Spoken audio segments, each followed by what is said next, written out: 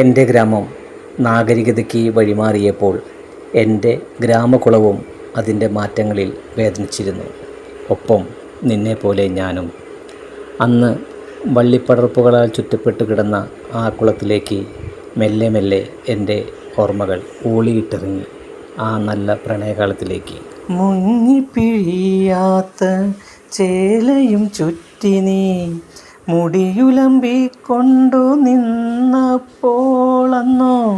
മുഖമൊന്നുയർത്താതെ മുങ്ങുമ്പോൾ പത്മതീർത്ഥത്തിലെ പാതി വിരിഞ്ഞൊരു പവിഴത്താമരയായിരുന്നു. കടവിൽ വന്നൊരു നുള്ളു തരാൻ എൻ്റെ കൈതരിച്ചു.